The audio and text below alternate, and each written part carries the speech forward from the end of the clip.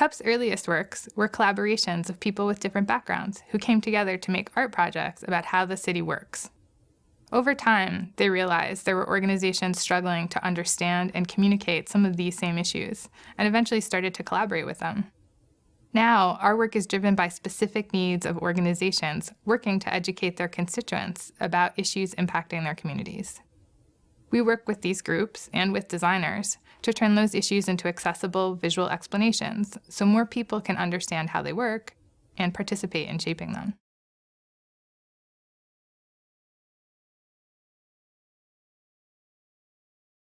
Our goal is to ensure that the people and communities who have historically been excluded from important decisions have the tools they need to be part of future decisions.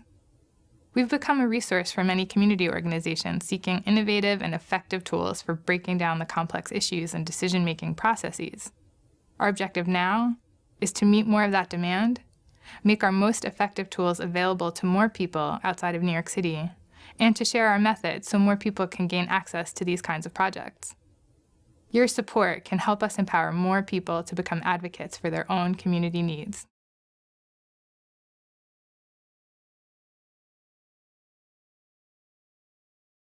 We leverage the incredible skills of our partners.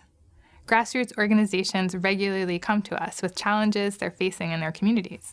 We've also built strong relationships with designers who know that if they collaborate on a project with CUP, it will be well-designed, useful, and have an impact. As a result of the collaborations, organizers increase their capacity to do their work, and designers learn to more effectively produce work that is responsive to community needs.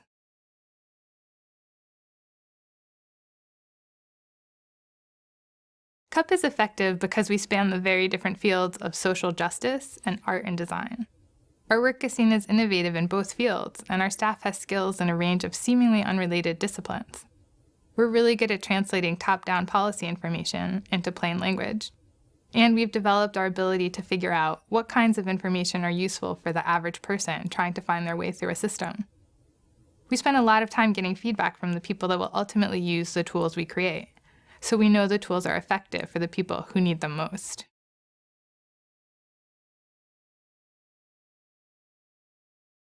We evaluate our projects on how effective they are at meeting our community partners' organizing goals. That might mean getting more domestic workers to claim their rights under new state law, or helping a community get a more beneficial outcome in a local rezoning, or preventing young people from being incarcerated unnecessarily. We work with our partners to determine the goal and follow up with them to measure outcomes. The long-term goal is to have more people from historically underrepresented communities participate more effectively in the policies that impact their lives.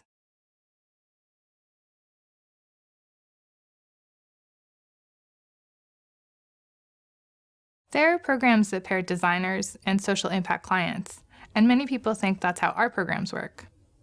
But few of those programs result in consistently good work that actually gets produced and used in the world. We make effective projects because we don't just pair people up. We work with them to bridge the gaps between their experiences, languages, and expectations.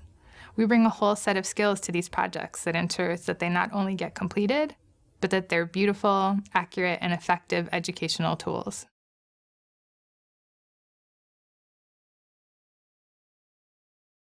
We created a guide to street vendor laws so that New York City's vendors could better follow the laws and avoid the $1,000 fines. The poster is visible in carts throughout the city, and it was so effective in helping people understand the issue of heavy fining that our partner group, Street Vendor Project, was able to get the fines for most common violations reduced. The Affordable Housing Toolkit, an interactive workshop tool, has been used by more than 90 organizations in New York City to train their members about housing policy. Thousands of individuals have become engaged in advocating for housing issues in their communities as a result, and we're now producing a similar toolkit in Chicago.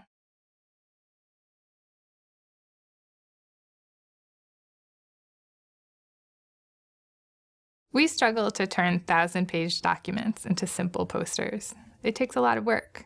But we can see the impact it can have when an organizer who has repeatedly tried to explain the technical definition of affordable housing to his constituents leads a workshop with one of our tools, and suddenly everyone is talking about the details of how different subsidy programs work. Then he understands the power of effective visual explanations and asks about other work we do. That's usually how we find our next project topics.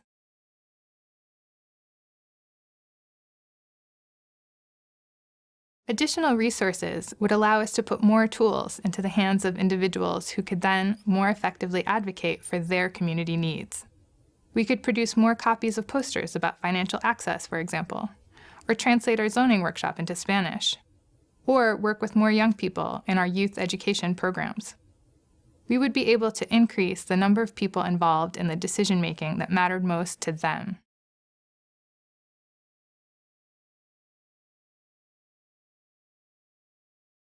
We have far more demand for projects than we can meet.